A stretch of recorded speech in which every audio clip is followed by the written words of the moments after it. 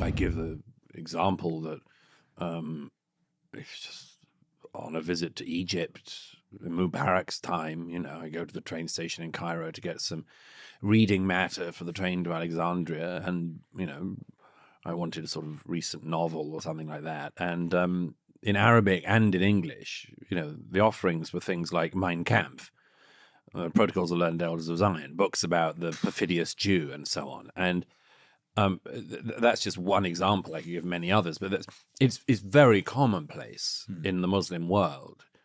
I've seen the same things even outside the Middle East, in countries like Malaysia. Same thing occurs. Just a lot of anti-Semitic, Nazi-style stuff is mainstream in a way which, thank God, it hasn't been here in Europe since 1945. And there are reasons for that. And one of the things I mentioned at one point in the book is, of all of the soldiers in the IDF I interviewed who were doing house-to-house clearance in Gaza, that is, after the civilian population had been told to leave and only Hamas fighters stay, they would go house to house, and they were looking for tunnel entrances where the hostages might be able to be found, and looking for arms dumps, of course, and they found both or either in every second or third house across the whole of Gaza. So, but they also always had the same thing, which is that the amount of Nazi-style material routinely in Gazan houses. And in fact, it's also a very, very interesting thing that those who had been involved in the comparatively minimal but significant 2014 war in Gaza, those who had also been called back to serve since October the 7th, 2023, very many of them told me how much worse it had got in that period. Like the fact that, Mein Kampf was the coffee table book in too many houses, like far more than before, that the protocols, the all of this stuff was even more prominent, far more prominent than it had been just 9 years earlier.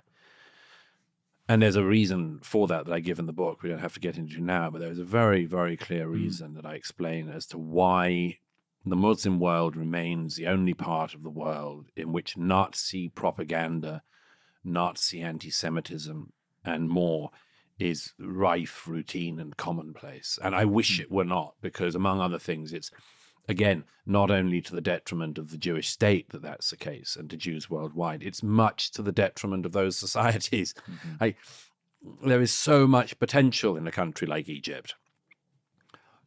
Why would the population waste its time with this ancient, debunked, militarily and philosophically destroyed, hideous idea? It's much to their detriment.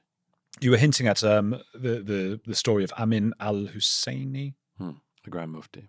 Yeah, that's who sort of spread a bit of... Well, I say at one point in the book, if you follow the trajectory I describe of the post-World War II period on this, and it's a very interesting story. I won't go into the whole thing now, but it's a fascinating story of how the Grand Mufti, who went to Adolf Hitler and said, "I'm terribly keen on your ideas. I'd like to start my own SS battalion in the Middle East to clear out the Jews there."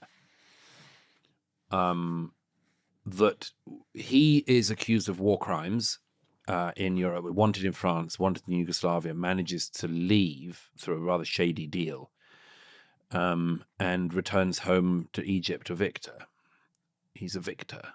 And that I mean, as an intellectual journey, an explanation of how a strand of history, you might think of it like a strain of a virus, managed to continue to gestate in that region. Don't forget, I mean, this is routine throughout that region. The day that Adolf Eichmann was hanged in Israel for being the architect of the Holocaust, of course, famously kidnapped in South America, when Eichmann is hanged, the Egyptian papers say that his example is one that the Muslim people should follow, the Arab nation should follow, and they should finish his work. There is a reason why Nazi war criminals who escaped would, for instance, go to Syria and help Bashar al-Assad's Ba'athist government run the terror wing of its state. This is a terrifying part of history in the Middle East in particular, which is just too little understood. Certainly too little understood in the West. Yeah, and well, the West, which is now importing a large number of people from areas where these ideologies are prominent. Yes, of course. I mean, that's a lot of these students shouting at Jews at Princeton have come from a region where it's acceptable to shout at Jews and more. And too many of them have been inculcated in that hatred. Not all. I know some remarkable Palestinians and others in the West who have managed to drop this self-destructive mindset. But undoubtedly many others have not.